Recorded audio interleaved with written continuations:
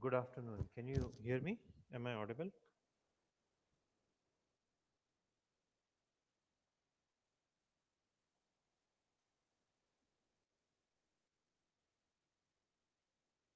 Hello.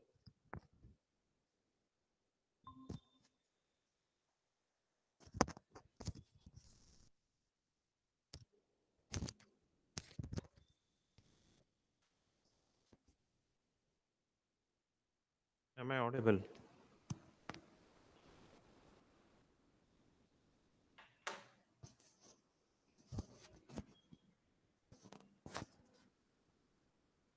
Hello.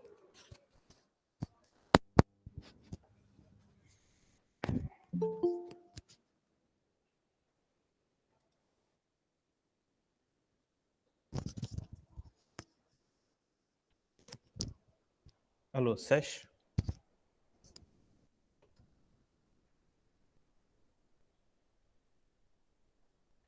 Sesh, can you unmute and respond for this? Sesh is dropped out.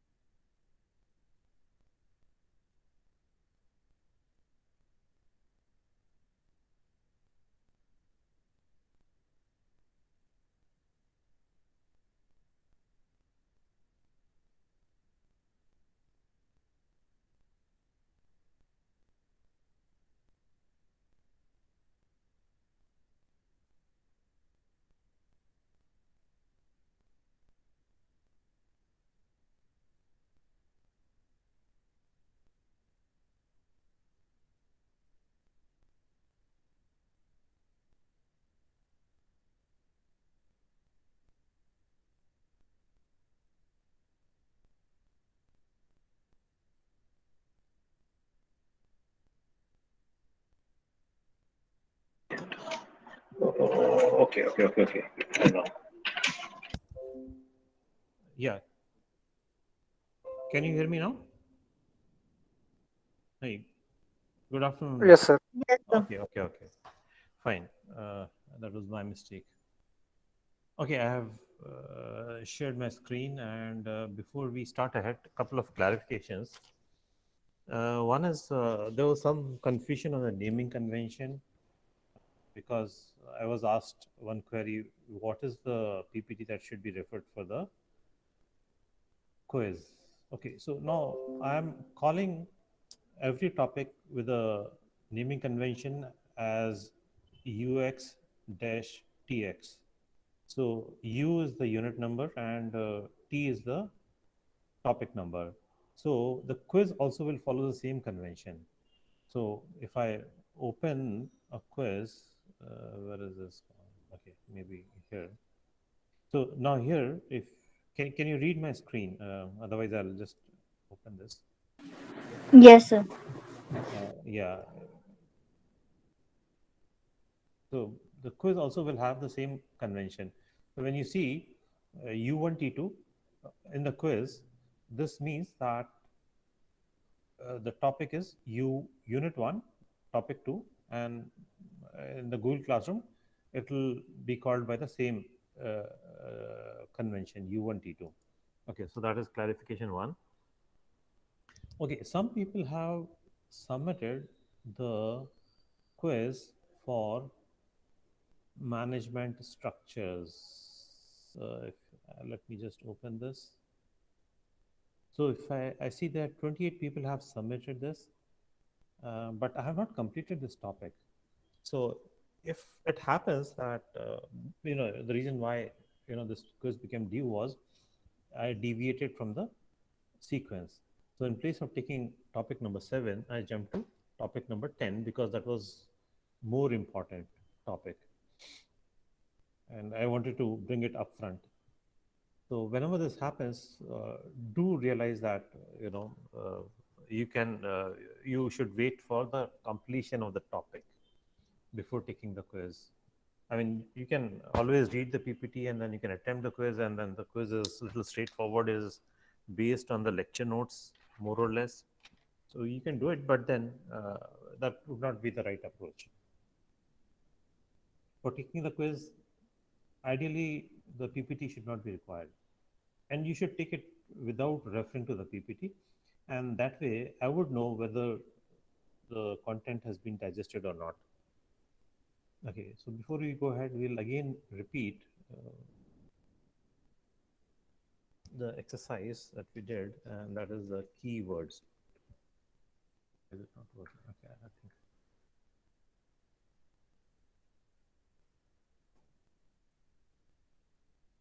So can all of you, write down at least one keyword out here from the previous lectures?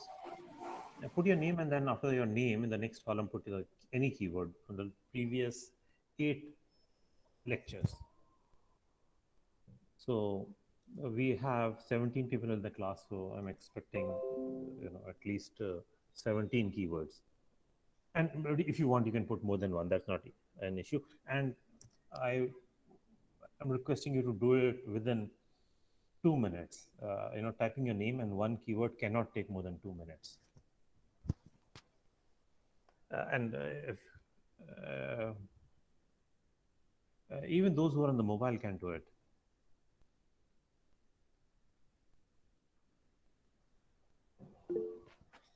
Uh, it is just like typing in WhatsApp or any other mobile app. Most of you are not even in the this worksheet. I see only, how many are there? Only 3 people who are there: Rohit, Pranita, and myself. Yeah, the sheet shows who all have come to the sheet. What happened to the rest? I'm just reading out the name. I'm surprised. You haven't even opened the sheet. Amruta, Bhushan, Divya, Pardeshesh, Kirti, Pooja, Pranav, Ritika, Rohit, both the Rohits, Roshan, Ruchita, Sriram, and Vaibhavi. At least come to the sheet and type something. Otherwise, how will we do the recap? It's a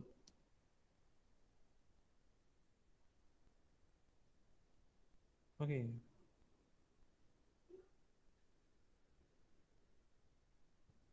Bhushan, can you please unmute? Oh, it dropped. Amruta, can you unmute? Yes, sir. Amruta, are you finding it difficult to come to the sheet? Actually, I'm joining from mobile today, so But yeah, a bit difficult. it's not difficult because I have given you the link to the sheet in the mobile Yeah, yeah, I and know. in the WhatsApp. So you have to just tap on the link. Okay. Anyone else who is finding it difficult, can you unmute and tell me what is the difficulty you are facing? Chetan?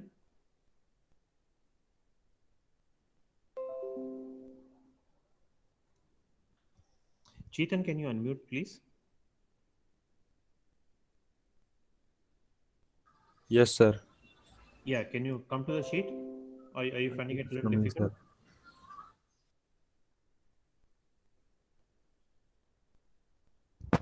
Divya?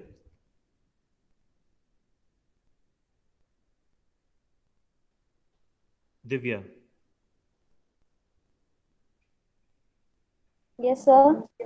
can you come to the sheet and respond? Sir, I'm not able to hear you. Uh, can you open the worksheet on your device? Can you hear me now?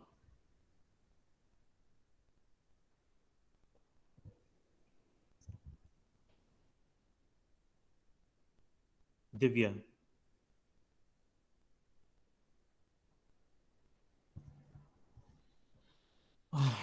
Kirti, Kirti, can you unmute, please?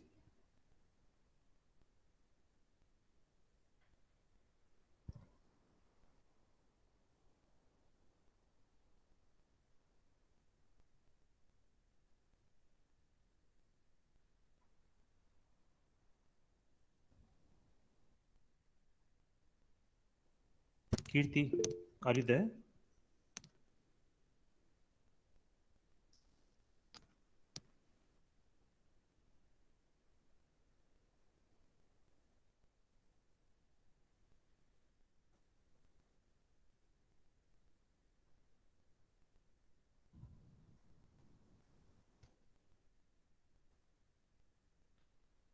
Uh, we have spent enough time on this. Can't do anything more. Okay, we'll start with the project management structures. So, am I audible now? Yes, sir. Okay. So, Divya, okay, can somebody ping Divya and ask her to rejoin? Okay, so uh, uh, we have seen one video, and the reason why I wanted to keep a gap between the video and the PPT was this topic is slightly complex. It doesn't get realized or understood without having a work experience. Uh, can somebody read these points? Amruta, if you can. I'm just calling you out because you are the top, you know, top of the list. Challenges to organizing projects. The uniqueness and short duration of projects relative to ongoing longer term organizational activities. The multidisciplinary and cross functional nature of projects creates authority and responsibility dilemmas. Next point as well. Yeah, choosing an appropriate project management structure. The best system balances the need of the project with the need of the organization. Okay, so as far as the uh, structure of the organization from the perspective of the project teams is concerned, there are two options available, and which option do we choose? Uh, so there are two, and then there is a average of the two. So this is a third option. So which option we choose depends upon the needs of the organization. And let me.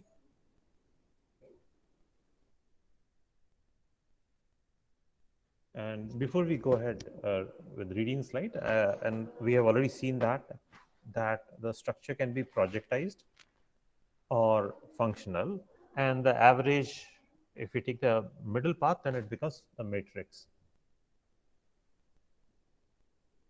Yeah, you can read this one also.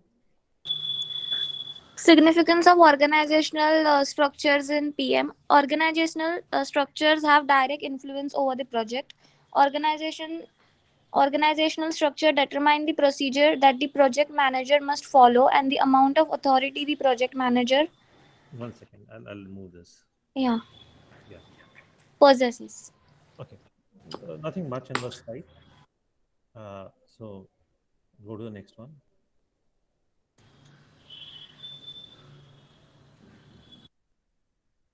Yeah. Yes. Yeah, please read.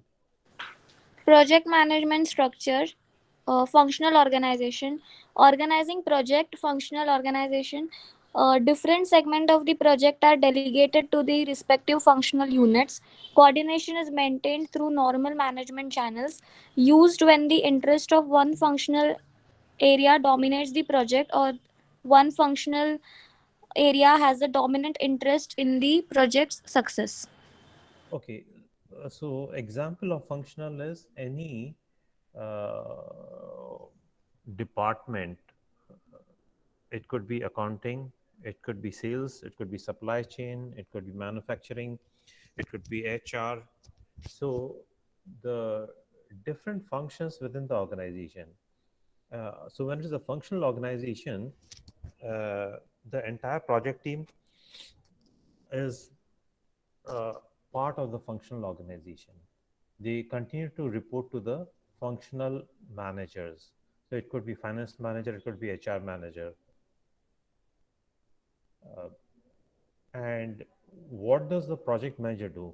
The project manager is always dependent upon the functional organization. He is dependent upon the departments. He is dependent upon the functional manager. He is dependent upon HR manager, and therefore he has very little power. So he is reduced to the role of a coordinator. And when this is typically done, when the importance of the projects is relatively less, or the sponsor of the project uh, is not powerful, or the sponsor of the project is not giving high priority to the projects. And this may also happen when the organization does very little projects by itself, and the projects are generally outsourced. So it could happen when there are companies who have very small IT departments, and all the work is given to either TCS or Infosys or any other services company. And this can also happen in any other area as well. It's not just IT. So even in the field of HR, the department organization can have a very skeleton staff, and for any project, for example, if they have to prepare an appraisal policy or revamp the appraisal policy, they may call a consulting organization and ask them to prepare that for them.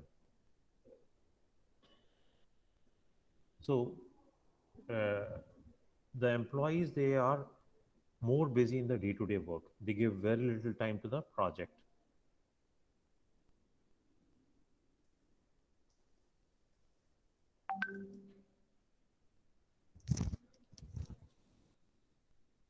So this is a sample functional structure. So the different verticals, they have a vice president, which is the leadership level, and then there are managers, and then there are supervisors. So all of them, they're performing a department role or functional role. So there's a manufacturing, there's a sales, there's a accounting, there is a human resources, and then there is a research or lab. I hope the font was readable to you. Okay, can you read this, please? Amruta, read that.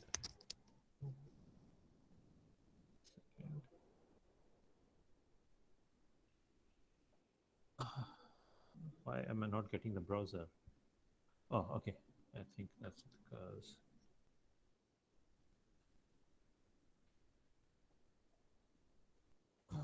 Did she get dropped out? Yeah, Amrita has dropped. So who's the next in line? Maybe I'll take a person from the bottom of the queue. Vaibhavi. Vaibhavi, do you want to read this? Yes, sir. Okay, I'll put it into the projection mode. Yeah.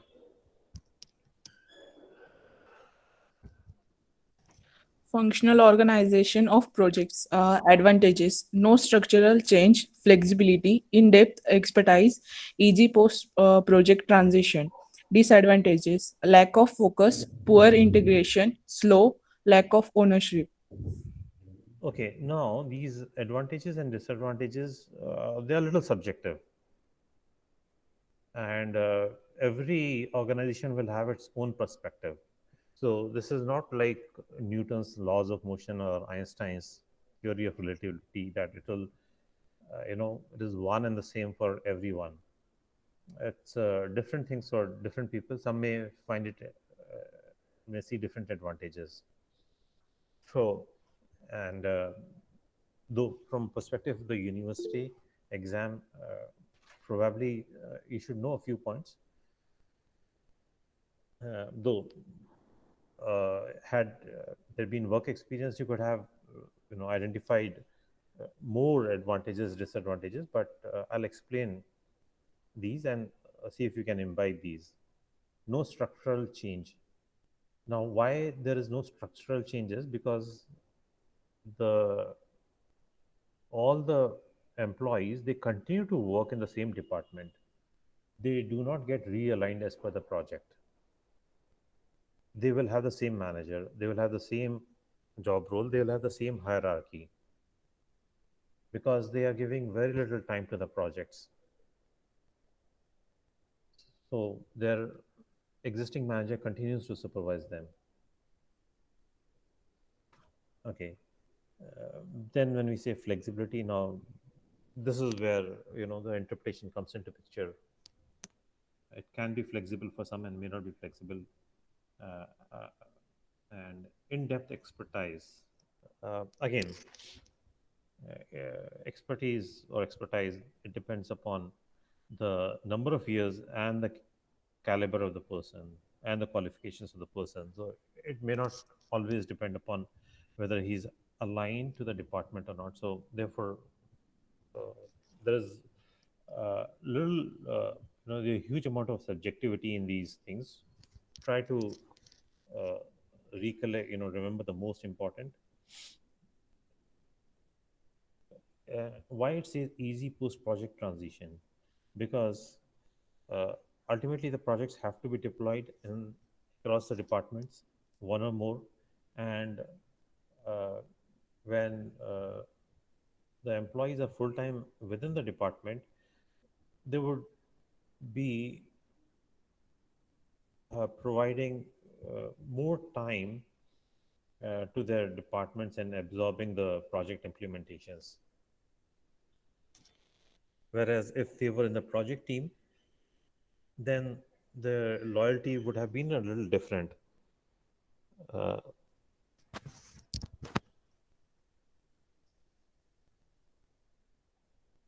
Now, disadvantages: lack of focus. Okay, now this is what this means is a divided, uh, ownership. You know, part of their ownership is for the project, and part of the ownership is for the departmental, day-to-day or operational work. So, uh, one important point in the advantages is there's no structural change, and disadvantage. So the first and the fourth kind of related. So the ownership is divided. So these 2 points should definitely be remembered.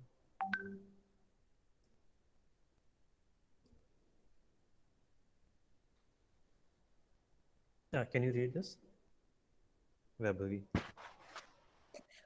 Project organization. In a project organization, participants are grouped into projects, each of which has a problem to be solved within a time and budget. Key properties. Teams are assembled for a project as it is created. Each project has a project leader. All participants are involved in the complete project. Teams are disassembled when the project terminates. Okay, so the keyword is disassembled. So this is like exact opposite of the functional organization. So whenever there is a project, the project team members, they are taken from a pool or from the departments, from the functions, and given to the project 100% till the project is over. So this is what the last line says: teams are disassembled when the project terminates, but till the time project is on, project is running, the project team members, they are fully aligned to the project. Their ownership is fully for the project task. So if a department has got 10 employees, then if it has given 2 employees to the project, then the department will run with only 8 employees. And there are organizations which do not have any functional team members or negligible. What kind of organizations are those? Or can you give me examples of organization? A very simple question. Anyone wants to take a guess?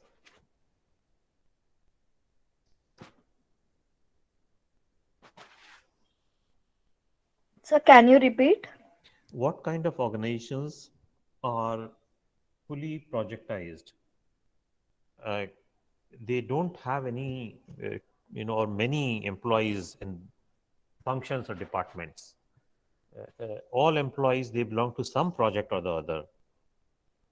So can you give me examples of such companies? There will be few employees who are performing a functional role, but it is going to be a very small percentage. Virtually, kind of, like I would say 95% of the employees will be on some project or the other always. Give me examples of such companies. Very easy question.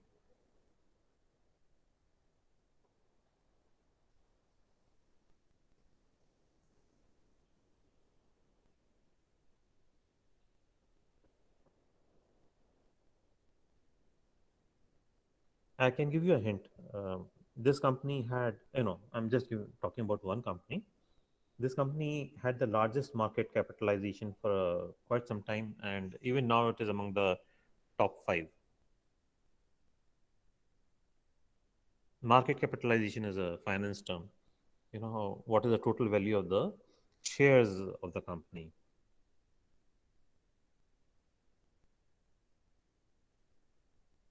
I've given you a hint. Okay, another hint. This is for another company in the same category. This company is also listed in the US, in the NASDAQ, on the New York Stock Exchange.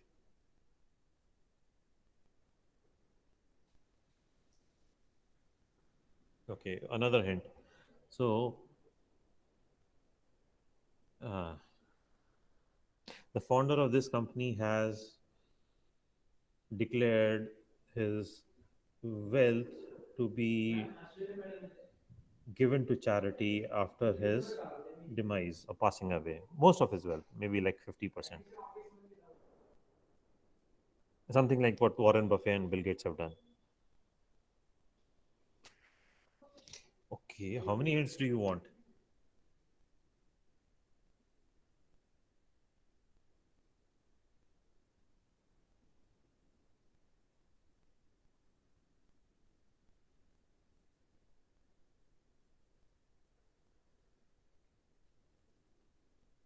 Okay, so all the services companies, IT services companies specifically, they run in. Sir, is it Azim Premji who had Yeah, declared it?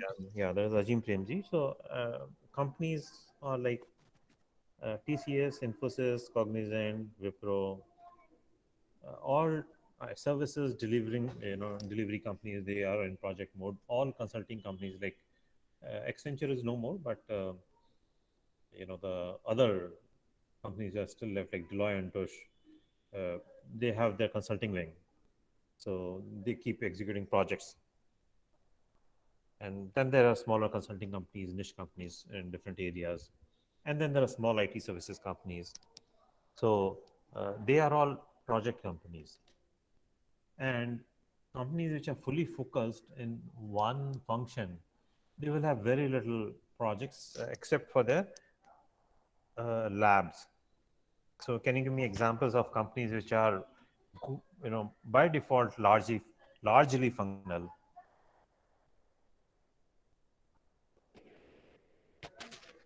Where majority of the employees, they will always be performing a functional role.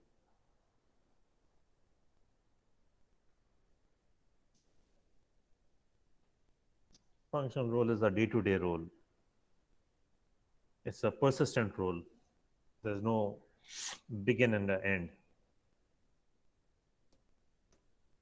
What kind of companies are those? Examples? Uh,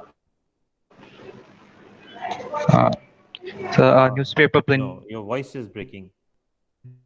Uh, printing you can type it, and packaging company. Printing Yeah, give me the name of companies. press. You Okay. can type the names. The voice was breaking. Or maybe you can type the name out here, in this, and I'll open one more sheet.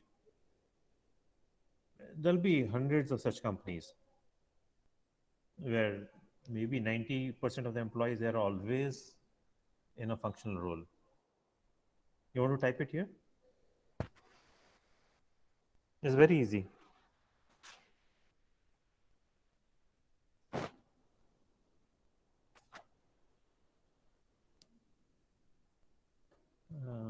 Okay, these responses have to be a little fast. Otherwise, it tends to take, 25% of the class time. Any names, anyone?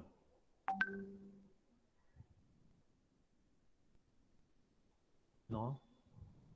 Hindustan Unilever, correct. So most of the people, they are into either production, though a large part of the production is outsourced, but otherwise into it can be marketing, or it can be supply chain, uh, or it could be production, or you know it would be largely these three. And then there are always internal functions. It could be accounting, finance, HR, blah blah blah, operations. So if you take a manufacturing company like Bajaj Auto, 95% of the employees, they're always doing something about the manufacturing. So, and then they're developing new bikes, but that is done by their R&D, and R&D typically will not be more than 5% of the staff. Okay, next.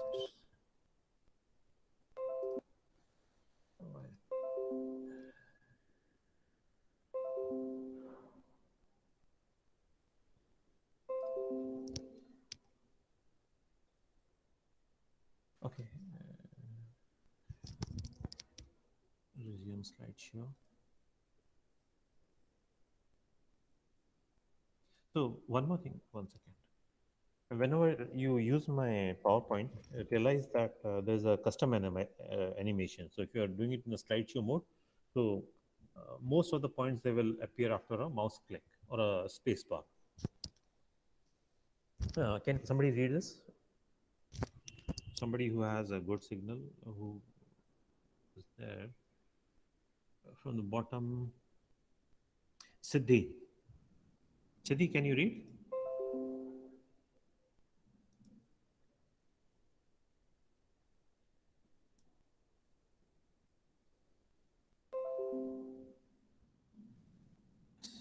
Siddhi, no? So I'm wondering whether people who don't respond, where are they? Are they having lunch or something? Sriram, can you unmute and read?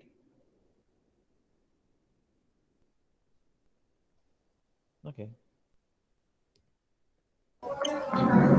Sir, I cannot speak properly today. Okay, fine. That's fine. At least you responded to me. Shraddha, would you like to read this slide? Yes, sir. Okay. Sorry. 1 second. Yeah, I'll have to. Yes, please go ahead. Project management structures. First, organizing projects. Dedicated teams. Teams operate as separate units under the leadership of a full-time project manager. In a projectorized organization, where projects are the dominant form of business, functional departments are responsible for providing support for its teams. Okay, this is straightforward. Uh, the teams are organized under project managers. Okay, I'll go to the next one. Okay, please read this. Project organization, dedicated team. Advantages are first, simple, second, fast, third, cohesive, fourth, cross-functional integration. Sorry. Okay, so the key word I would say out here, see, the first three are kind of no-brainers. It is going to be a simpler structure than matrix structure. It would be fast because people do not have to divide their time across multiple times, and is cohesive because people are interacting fully with each other. They are not interacting with multiple teams. Cross-functional integration. Now, why this is the key word or important is a project team will not always have only people who are programmers, even if it is an IT project, and the concept applies to all the areas. It could be a construction project too, but when uh, uh, it's an application about HR, human resources, then some people are required with the HR specialization. So they will have business analysts from that field experience. And then the IT team is not just programming, it has got administrators, it has got UI developers, which is graphical UI, it has got uh, testers, it has got user experience designers, and so on and so forth. So even an IT project requires functional knowledge and it requires multiple disciplines. So it requires people with the cloud experience, and it requires people with different kinds of IT experience. So that cross-functional integration is better because all the functions, they are working together. Uh, they are, everyone is constantly communicating with each other. Okay, read this one, disadvantages. Project organization. Advantages: simple, fast, cohesive, cross-functional integration.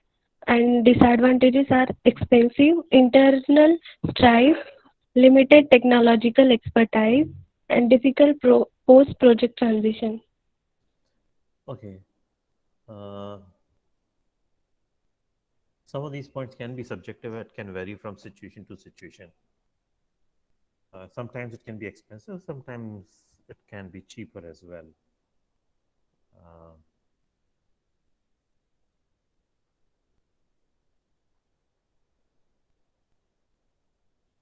uh, we can only say when it is expensive. It is expensive when it becomes difficult to pull out people from different functions. for full-time use, and a person may not be utilized well. For example, if a business analyst is pulled out with the experience of HR systems. Now, business analysis is typically done at the beginning of a project, and subsequently he is not full-time utilized. So, if there is no other project to utilize his skills, then such people, they are low utilization people. So typically all the consulting profiles, they have low utilization, therefore they are expensive. So that is the only point that can be have a consistent presence. So but it can be cheaper as well in certain situations, and it can be cheaper because when there are people who are focused full time onto project task, uh, they acquire deeper skills in that area and they become more efficient as well. So for those situations it can be cheaper as well. We'll go to the next one. So I can give you an example from the IT perspective.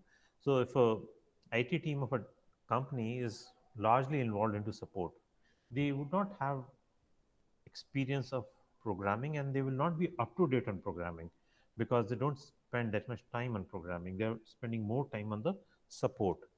Whereas if there's a developer who's working with TCS, he's fully into programming and he is all exposed to the new technologies. So since his depth of the skills is more, his productivity is more, and therefore he becomes cheaper. Yeah, can you read this? Matrix structure. First, organizing projects. Matrix structure. Hybrid organizational structure is overlaid on the normal functional structure. Two chains of command, functional and project. Project participants report simultaneously to both functional and project managers. Matrix structure optimizes the use of resources, allows for participation on multiple projects while performing normal functional duties, achieves a greater integration of expertise and project requirements. So at matrix is the average of the two. It's a balance of the two. We'll go to the next one. So here the reporting is both to the functional manager and to the project manager. But there are complications because of this. But this is there to achieve a better utilization of the resources. Yeah, read this, please. Matrix design. Employees in the resulting matrix are members of both their departments and the project team under a project manager. The matrix creates a multiple command structure in which an employee reports to both departmental and project manager. Okay.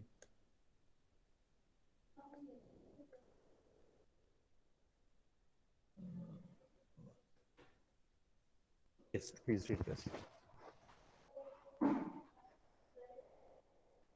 Yeah, please go ahead. Read this. Able to see. You're not able to see? Now. Different matrix forms. First, weak form. The authority of the functional manager predominates and the project manager has indirect We lost you. Did she drop? or plan, and the functional manager determines how work to be done. Third, strong form. The project manager has broader control and functional departments act as subcontractors to the project. Okay, so the key to the matrix is that the project team members, they report to both the functional manager as well as to the project managers. Now, uh, we'll come across a table which shows the gradient of the distribution of the power in one of this upcoming slides. So the weak form is closer to the matrix, strong form is closer to the projectized organization, and in the balanced form, uh, the power is equal between the functional manager and the project manager. So this is a display of an organization chart which has a dual reporting. So each employee is reporting both to the functional manager as well as to a project manager. So that is, this is what this chart is representing. This is a hierarchy where there's a vertical reporting as well as there is a horizontal reporting. So employee, when he or she is given to a project, uh, that particular employee will also continue to report to the functional manager. So some of the tasks would still be done for the functional manager.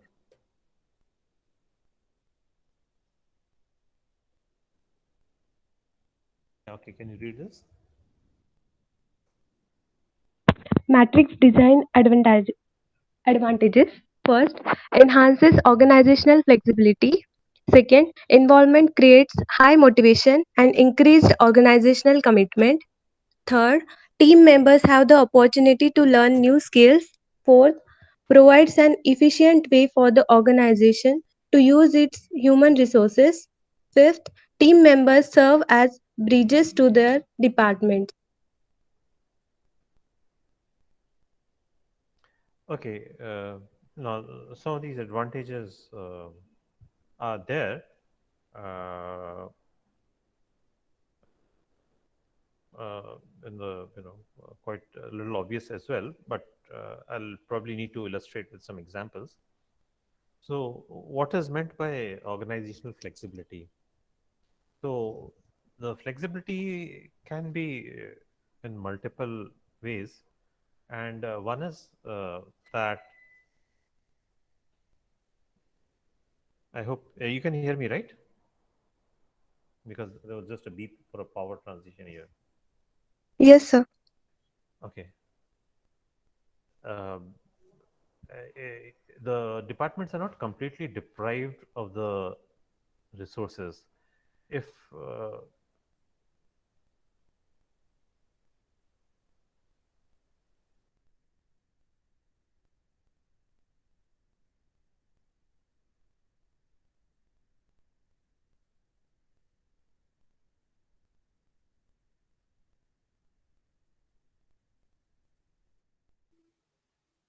So you're not audible.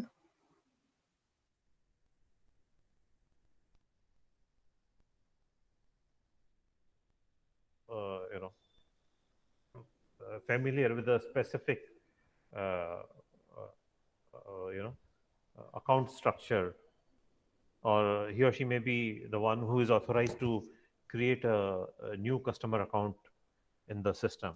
So whenever the company acquires a new customer, so this person may be required. Creates high motivation. It creates high motivation because employees generally prefer to work in a project, even if it requires extra working hours. Uh, Members have the opportunity to learn new skills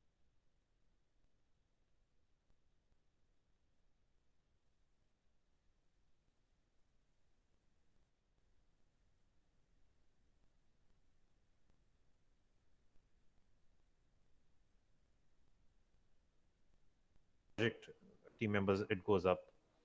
Provides an efficient way for the organization to use its human resources. So it's a higher utilization for the employees. Uh, because if on a project team, when the peak work is over, they can go back to their department and then devote more time out there. So the utilization is not low. Team members serve as bridges to their departments. So when let us say there's a system being rolled out for the HR, and once the system is ready and the HR department has to implement that. So if their own employees have been working on the project, then the connectivity with the function of the department is better and they have a better ownership because their own people have been working on the project. Useful as a vehicle for decentralization. Okay.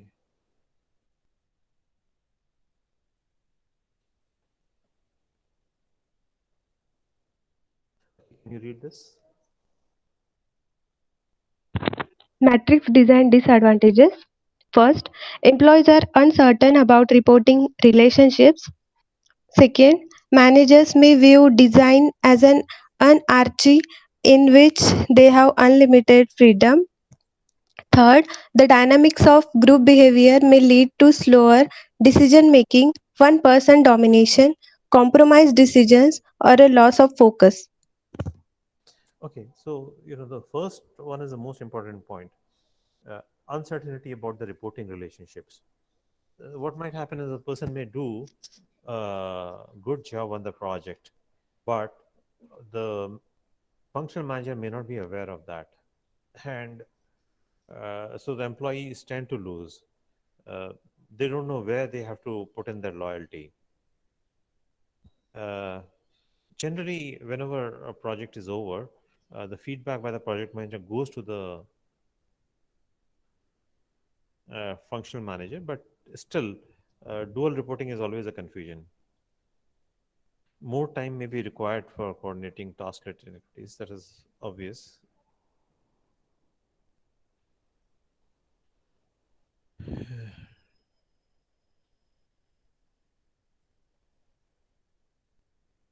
Okay, now I'm going to skip this because we'll come to the table.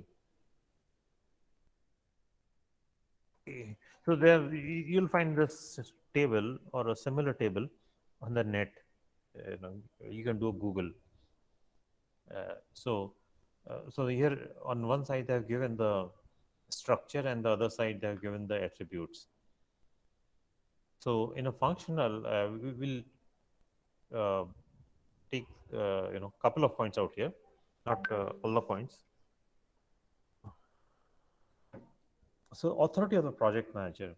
So if it is a functional organization, uh, it doesn't have a strong tradition of projects. It doesn't have a culture of projects. So project manager authority is reduced to that of a coordinator. Whereas if it is a projectized organization, the project manager completely controls the team. So I'm just reading it out. High to almost total. It is the first row, last column. So in a projectized organization, a project manager has a very high authority. Okay, percentage of or percent of performing organizations, employees assigned to the project work.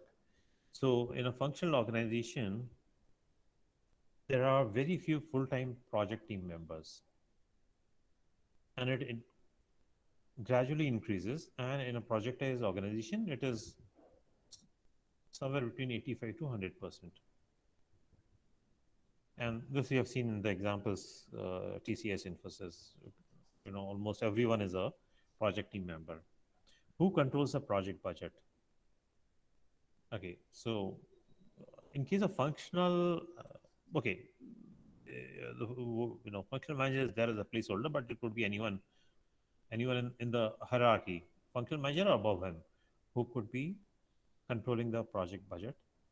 And again, uh, the last item where it says project manager is the controller of the project budget. Again, it could be project manager or anyone above him in the hierarchy of the organization. It could be also be the sponsor of the project who tells this is the budget, and more generally it would come from him. Project manager's role. Okay, in case of functional structure, it is part time, and in case of projectized organizations, full time, and in the middle it is a gradient. It is slowly increases. Okay, common title for the project manager's role. In case of functional organization, he or she, the project manager, might be called a coordinator, and in case of projectized organizations, it could be called project manager, program manager, portfolio manager. Project management administrative staff. In case of functional structures, it is part-time, and in case of this is somewhat related to the second row. Projectized organizations, project team members are full-time, or most of the employees, most of the project team members are full time. You may want to go to the Google and look up more such tables.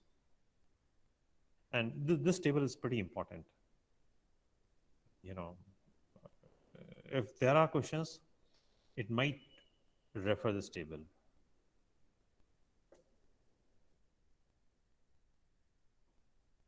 Okay. 1 second. Can you read this? When to use a functional organization? First, projects with high degree of certainty, stability, uniformity, and repetition. Second, requires little communication. Third, role definitions are clear. Fourth, the more people on the project, the more need for a formal structure. Fifth, project manager insists on a precise, previously successful structure. Okay, so first point is a good point. Where it says, there's a uniformity and there's a repetition. And it happens because in a functional structure, the work is, business as usual. It is operational work. It's a routine work. So there's a consistency, uniformity, stability, repetition, etc. So there's a slight, you should read the sentence.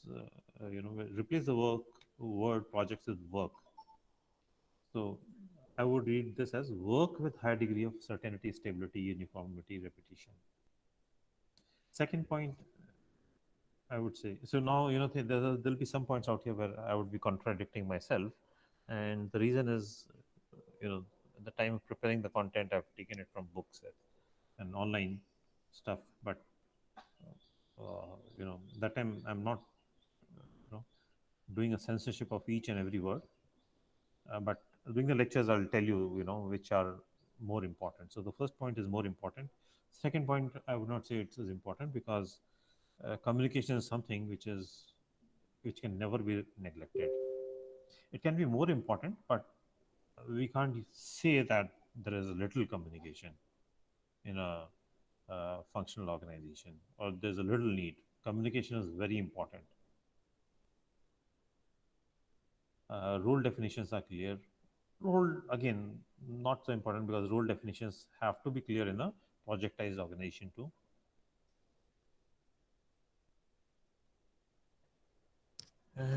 Okay, fourth point also, formal structure is required in a projectized organization too. So it's not a differentiating point. Again, fifth is also not a differentiating point. So the first point is the most important point. And if there's a question, the first point is good enough. Otherwise, I think we'll have to do some more research on the Google. Are we running short of time? Yes. Okay. So effectively, this topic is over. There's 1 or 2 slides are left, which we are going to cover later. But now you can take the quiz. So those who have not taken the quiz, they can take the quiz today for this particular topic. Okay. So see you in the next class then. Thank you. Okay. Bye.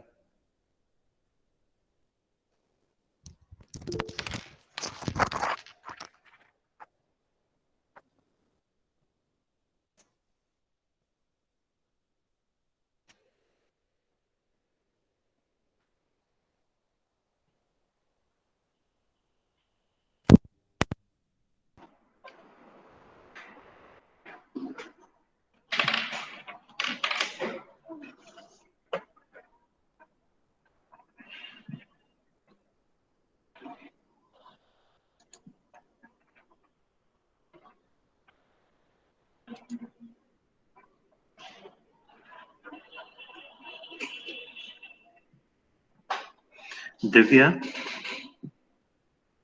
Hello, Divya. Divya, can you hear me? What about Ruchita?